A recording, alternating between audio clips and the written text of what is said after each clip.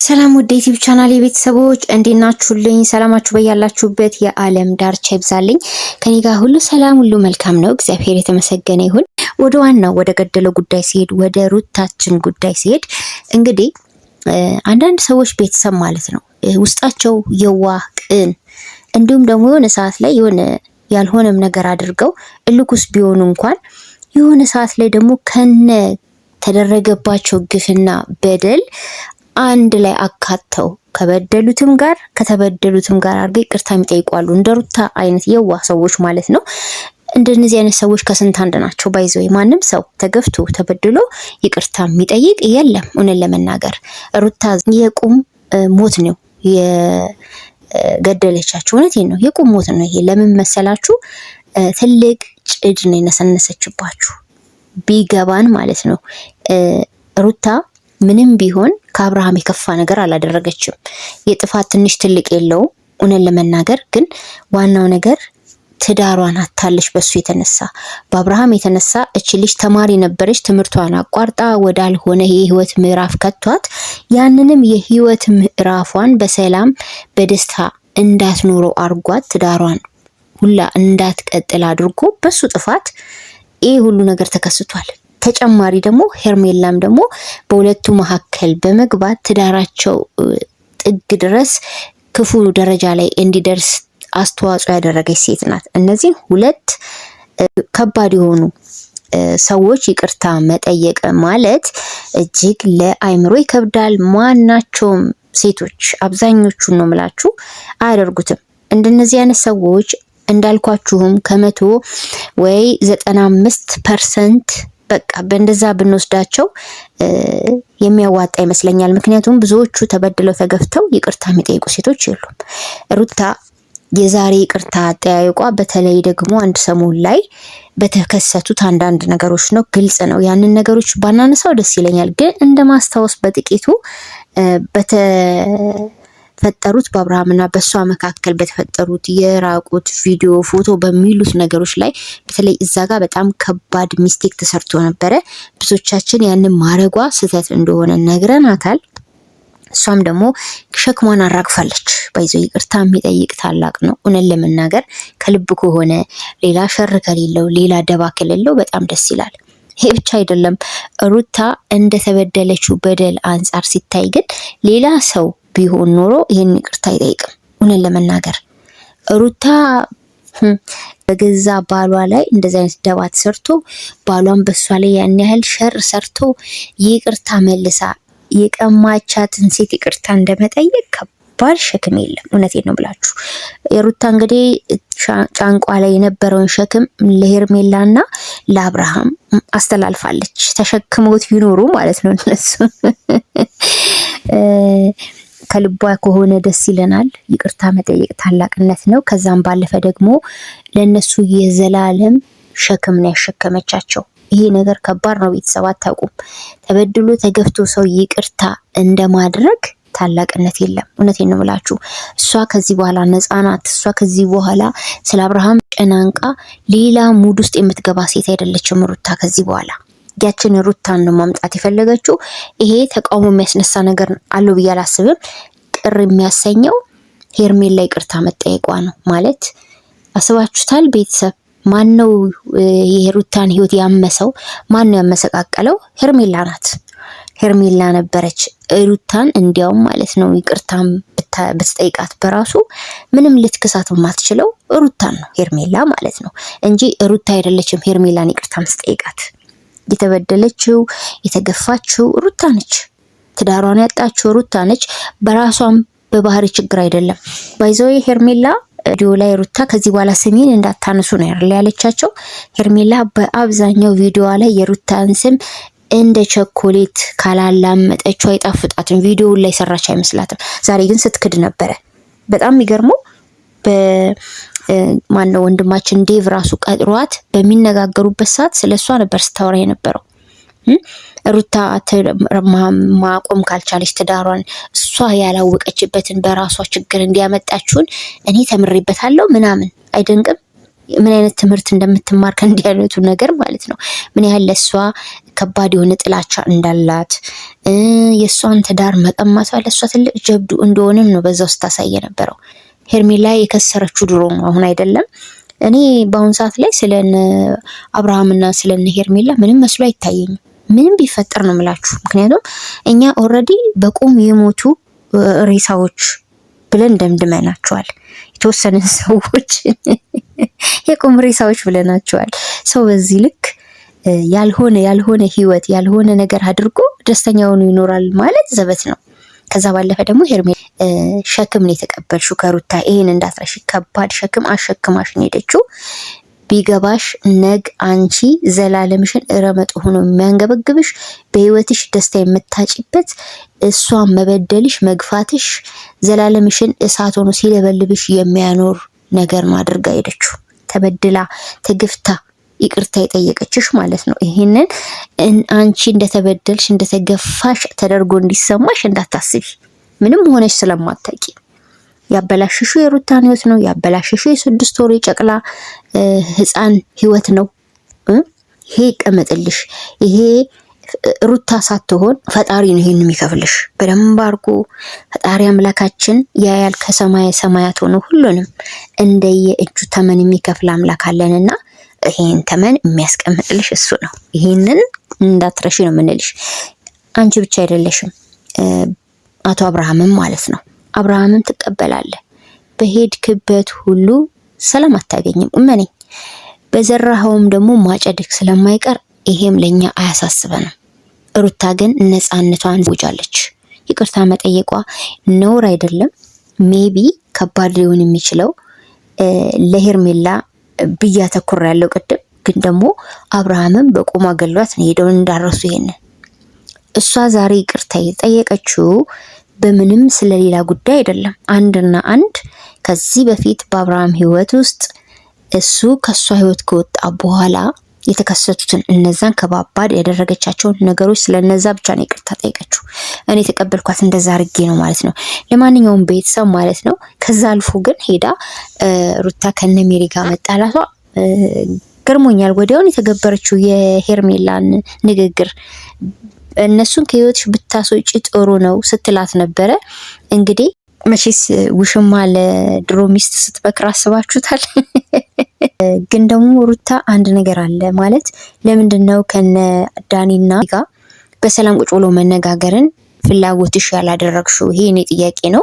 በእርግጥ እነሱ በህይወትሽ ውስጥ ምንም በጎ ስራ ሰርተውልሽ አይደለም። ከአብርሃም በላይ አጥፊ ከሄርሜላ በላይ አጥፊ የለም ባንቺ ህይወት ውስጥ። ሆነን ለመናገር በቆምሽ የገደሉሽ መጀመሪያ እነሱ ናቸው። ሲቀጥል ደግሞ ማነው እነ ሜሪና ዳኒ ሆነን ለመናገር አንድም ቀን ባንቺ ህይወት ውስጥ አንቺ ወሳኝ እንድትሆኚ ጊዜ ሰጥተውሽ አያውቁም። ማለት ባንቺ ላይፍ ባንቺ እስትንፋስ ባንቺ አረማመድ አወጣጥ አገባብ በላይፍሽ ላይ ሁሉ አዛዥና አንቺ ታዛዥ ሆናችሁ እንድትኖሩ ነው ሲያረጉሽ የነበረው። ይሄ የማይካዳቀ ነው። እነዚህ ሰዎች በጸባይ ተግባብታችሁ ማታወሩ ከሆነ በጸባይ ነገሮችን መተው የማይችሉ ከሆነ የሚያስፈልገው ሃርድ ነው ብለሽ ተጠቅመሽ ከሆነ ምንም ማድረግ አይቻልም። ግን እውነት ነው ሜሪና ዳኒ ሩታ ህይወት ውስጥ ከባድ ሚስቴክ ሰርተዋል። ከዚህ በፊትም የማይረሳ ነገር ነው። ታውቃላችሁ የፎቶ ጉዳይ በራሱ በእነሱ የመጣ አይዲያ ነው። ይሄ ደግሞ ሩታን ከነ መጨረሻው ጥግ ድረስ ህይወቷን እንዲበላሽም ከፍተኛ አስተዋጽኦ አድርጓል። ቢያንስ ከአብርሃም ጋር እንኳን ይቅር ለእግዚአብሔር እንዳይባባሉ ያደረጋቸውም ትልቅ ነገር እሱ ይመስለኛል። በቃ በሩታ ህይወት ውስጥ የተከወነው ማለት ነው። ስለዚህ መለያየታችሁ በሰላም እንጂ የምትፈልጊውን ነገር ሰምተውሽ የማያደርጉ ከሆነ ተገቢ ነው ብዬ ነው ማስበው። እነሱ አንቺ የምትይውን የማይከተሉ በአንቺ ህይወት ውስጥ እንደፈለግን እናዛለን እንደፈለግን አንቺን እናሾራለን ብለው የሚያስቡ ከሆነ መለያየታችሁ 100% ትክክል ነው ነው የምለው።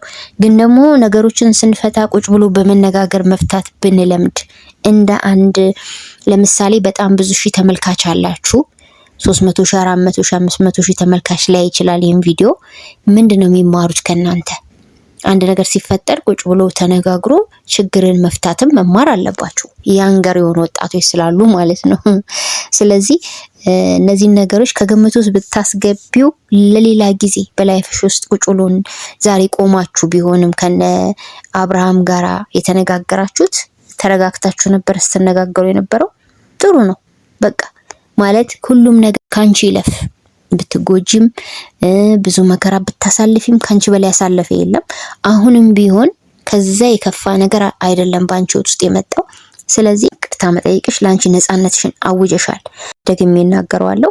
ሩታ ዘዋላ ያለውን ሸክም ጠቅላላ ለነ አብርሃምና ለሄርሜላ አሸክማቸዋለች። ከዚህ በኋላ ሸክም ነው ተሸክመው የሚዞሩት። እመኑኝ፣ ይሄ ነገር ሪል ነው ማለት ነው። ሸክም ነው የሰጠቻቸው። ስለዚህ እሷ ተበድላም ይቅርታ ከጠየቀች አጥፍታም ይቅርታ ከጠየቀች ጀግና ነች። አለቀ። ጀግና ነች። ምክንያቱም እነሱ ማድረግ ያቃታቸው ነው እሷ ያደረገችው። ስለዚህ ቤተሰብዬ ይሄ ነገር እንግዲህ ያው በብዙዎቻችሁ አስተሳሰብ ሊለያይ ይችላል። እኔ ከፋፍያ ሀሳብ ሰጥቼበታለሁ። በሄርሜላም ጎን በአብርሃምም ጎን እንግዲህ ሁላችንም እይታችን ይለያያል ማለት ነው። በሌላም በኩል ዴቫ ቀን ላይ ሄርሜላን እንግዲህ ይሁን ብሎ እንደተቀበላት ቪዲዮ ሰርቶ ለቆልን ነበረ። በጣም ነበር የተገረምኩት ያኔ ማለት ነው። ምክንያቱም ምን ብዬ ነበሩላ ማለት ነው ወጣና እንደ ሸምበቆ ተንከባለለ እንደ ሙቀጫ ማለት ዴቭ ነው ብዬ ሁላ አስተያየት ሰጥቻለሁ ቤታቸውና። ምክንያቱም አንድ ሰሞን ላይ በቃ ፐርፌክት የሆነ አስተሳሰብ አለው፣ ነገሮችን በማጤን ነው የሚያደርገው። ዝም ብሎ ከዚህም ጋር ከዛም ጋር ቲፎዞ አይሆንም ስንለው የነበረው ዴቭ በአንድ ጊዜ በቃ ተስማምቻለሁ፣ አንቺ ከኛ ቤተሰብ መሆንሽን ተቀብያለሁ፣ የወንድሜ ፍቅረኛ ወይም የትዳር ወደፊት አጋሩ እንድትሆኚ ፍቃደኛ ነኝ ብሎ መስማማት ከባድ ነገር ነው። ምክንያቱም የምናውቀው ዴቭን በዛ ስላልሆነ ማለት ነው። ምክርህ ለሷ ሊጠቅማት ይችላል ህሊና ካላትና ማሰብ ከቻለች። ግን ደግሞ በአንድ ጊዜ አንተ በዚህ ልክም ሩታ ላይ የደረሰውን በደልና ግፍ እስቲል ረስተህ እንኳን ምንድነው ስትል የነበረው ወንድሜ እስከዛሬ በደረሰበት ነገር እንደተገፋ እንደተጨቆነ አድርገህ ነበር ስትናገር የነበረው። ይሄ በጣም ስህተት ነው። ኢሞሽናል ሆነክ ሊሆን ይችላል። ምናልባት ደግሞ አዲሲቱን ሁለተኛ ሚስት እየተቀበልክ ስለሆነ ምናልባት ኮንፊውዝ ሆነ ሊሆን ይችላል ብለን እንቀበል፣ ግድ የለም። ግን በጣም ከባድ ስህተት ነው የሰራኸው ዴቭ። ምክንያቱም ሩታ ተበደለች እንጂ አልበደለችም። በትዳሯ ውስጥ ባሏ ወሸከተባት ባለገባት እንጂ እሷ ባልጋ አይደለም ትዳሯን የፈታችው። ይሄን እንዳትረሳው ማለት ነው። ምን ጊዜም ቢሆን አብርሃም እንደተበዳይ ልናየው አንችልም። እንኳን ቆመን በህልማችንም ነው ምላችሁ። በድሎ ገፍቶ የሄደው እሱ እንጂ ሩታ በድላው ገፍተው አይደለም ትዳሩን የፈታው። ስለዚህ ይህም ነገር ከባድ የሆነ ንግግርን ስጥለህበታል። በዛ ላይ ደግሞ ባገኘሽው አጋጣሚ ሩታን ለመኮርኮም ነበረ እዛ ቪዲዮ ላይ ስትናገር የነበረው ሄርሜላና ራስሽን ሁኚ፣ ከሩታ ራስ ውረጂ። ገብቶሻል አይደለ? ሩታ አይደለም ቆማ ህይወት ባይኖራት እንኳን ህይወት ሳይኖራት የምትበልጥሽ ሴት ናት። ይህ ምንም አይካዳቅ ነው፣ የማይሻር የማይሰረዝ የማይደለስ እሷም መሆን በፍጹማችን። ብዙ ጊዜ ውስጥሽ ከፍተኛ ጥላቻ አለ ማለት አብርሃም ስቲል እንኳን ካንቺ ጋር አሁን አብራሽ ሆነሽ አልቅሰሽም ይሁን እግሩን ልሰሽም ቢሆን አብረሽም ሆነሽ ስቲል እሷ አንቺ በሩታ ላይ በጣም ከፍተኛ የሆነ ቅናት አለብሽ። በጣም ከፍተኛ የሆነ ቅናት። ምክንያቱም ብዙ ነገሯ የእሷን ነገር አንቺ ጋር ማምጣታች ብዙ ነገሯን። ምክንያቱም አንቺ የራስሽ የሆነ ነገር ነው ያለሽ። ያ ደግሞ ማለት ነው አሁን ላይ ለሷ ጥሩ ታስቢያለሽ ብለን ማናችንም አናስብም። ግን ደግሞ ሩታ እንዳለችውም ከዚህ በኋላ በሩታ ላይ ሁላ እንደዚህ አፉን የሚከፍት ሁሉም ማቆም አለበት። ትክክል ነው። ሁሉም እየተነሳ አሁን ዛሬ ምሽት ላይ ራሱ የተለቀቀው ቪዲዮ ላይ በሩታ ቤት ድረስ ገብቶ ንቀት አይደል? ይሄ ከባድ ንቀት አይደለ? ቤተሰብ ማለት ነው። እነዛ ጎረምሶቹ የአብርሃም ወጠጤ ጎረምሶቹ እነዛ ፍርፋሪ ለቃቃሚዎች ማለት ነው። የማሻንጣ ይሁን ሳያውቁ የደስታ ሻንጣ ነው ብለው አውጥተው እዛ ሜዳ ላይ ጥለውት ነበረ። ቤት ውስጥ አምባጋሮ ፈጥረው ነበር። ሩታ አልነበረችም በዛ ሰዓት። ቤት ውስጥ የነበሩት እንግዲህ እነዩና ነፈረንጁ ናቸው። ይሄስ ተገቢ ነው? ይሄ ከምን የተነሳ ነው? አብርሃም አጠገቡ አንድ ጤነኛ ሰው እንደሌለ ነው የሚያሳየው። ሁሉም ወጠጤዎች እንደሱ፣ ሁሉም ዱርዮች። ተረዳችሁኝ አይደለ? ስለዚህ ቢያንስ እቺ ልጅ ተረጋግታ እንዳትኖር ቤቷ ድረስ እየሄዱ እየበጠበጧት እየረበሿት እንደሆነ ግልጽ ነው። ከዚህ በኋላ አብርሃም የሚሰጠውን ደግሞ ነገር እናያለን። መቼስ ይሄ ቪዲዮ መቼስ ተቀርጿል፣ ተለቋል። ምንድነው አብርሃም እዚህ ጋር የሚሰራው ነገር? እሺ አሁን ሩታ በዚህ ልክ እየተናቀች ነው፣ እየተሰደበች ነው በጓደኞቹ ማለት ነው። ምን አገባቸው በሷ ህይወት ውስጥ? ይሄ ሁሉ ንግግር፣ ይሄ ሁሉ እላፊ አነጋገር ምን የሚሉት ነው? እና ከዛም ምሽት ላይ ደግሞ ምን ተፈጠረ? እንደገና ዴቭ ደግሞ ከኢፋ ጋራ ተገናኝተው አዲስ መረጃ አለ፣ በሄርሜላ በኩል ብዙ የማታውቃቸው ከባድ መረጃ አለ አሳያለሁኝ ብሎት እንግዲህ እሱም ደግሞ መረጃዎችን ለጊዜው ዋና ዋና የሚባሉትን በእጁ ላይ እንዳልገባ ግን ሌሎች ፎቶ ይሁን አላውቅም ብቻ ማሳየ ነገር አለው ብሎት ነበረ። እንደሚፈጠር አናውቅም። ለማንኛውም ቤተሰብ አወዛገቡን እኮ አይገልጸውም። በጣም አወዛገቡን። የምሬን ነው። በተለይ ሩታ ድንገት የሆነ ለየት ብላ ክስት የምትለው ነገር ያንዳንዴ ያስፈራኛል ማለት ነው። የሆነ ሰዓት ላይ በቃ ሩታ የሆነ ነገር አቁማለች፣ ይሄ ነገር ትታለች ስትሏት የሆነ ሰዓት ብልጭ ብላ በሌላ መንገድ ትመጣለች። ግን ከዚህ በኋላ አንቺነትሽን የሚያዋርድ በብዙዎች ዘንድ ትችት የሚያስነሳብሽን ድርጊት እንዳፈጽሚ። ኤኒዌይስ ስክሪፕት እንኳን ቢሆን እማየውን ነገር ስሪ ስትባይ ሩታ አትስሪ። እኔ ከይቅርታ ጋር ያው ዋናው ነገር እናንተ ታርጌታችሁ ድራማ ነው፣ ታርጌታችሁ ዶላር ነው። አይኖዛት ግን ደግሞ ለምሳሌ እንደ ሁሉ ጊዜ አንቺን የሚያስጨቁን ሁሉ ጊዜ አንቺን የሚያሰድብ ስራ እንድትሰሪ ስትታዘዥስ ለምን ተብሎ ትቀበያለሽ?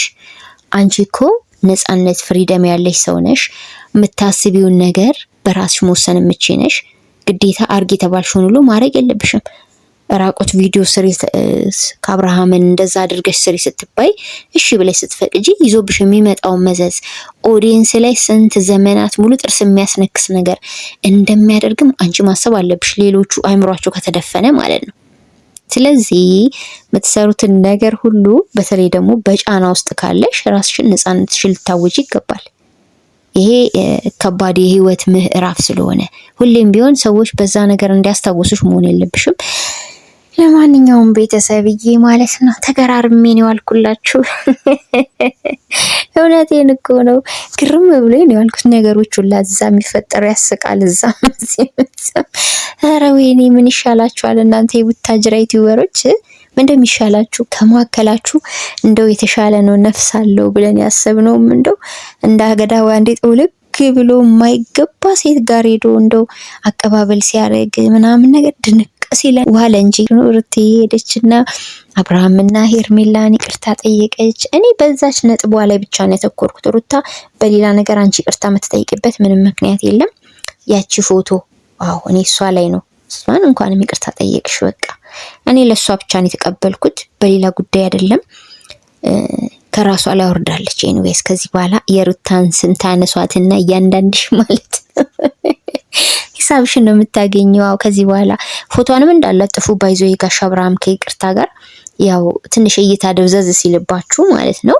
እዛ ማዶ ያላችሁ የራሳችሁን የፍቅር ጀማ ብላችሁ የሰየማችሁ እኔ የፍቅር ጀማ አልላችሁም የዝሙት ጀማ ነው ብላችሁ እስከ መጨረሻው እና አየራችሁ ቀዝቀዝ ሲል ዩቲዩባችሁ በረድ ሲል ብቻችሁን ስትሰሩ ቆይታችሁ ማለት ነው ቶሎና የሩታን ፎቶ ለጥፋችሁ የሆነ ነገር ደግሞ በሷ ላይ ያስነስታችሁ ትመጣላችሁ። አለዚያ ይታይላችሁም እና ከዚህ በኋላ ግን ሩታ ተናግራለች።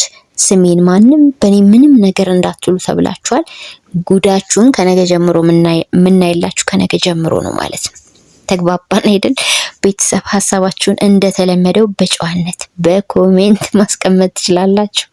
እኔ በሪያክት ቪዲዮ ብመጣ በጣም ነው ደስ የሚለኝ።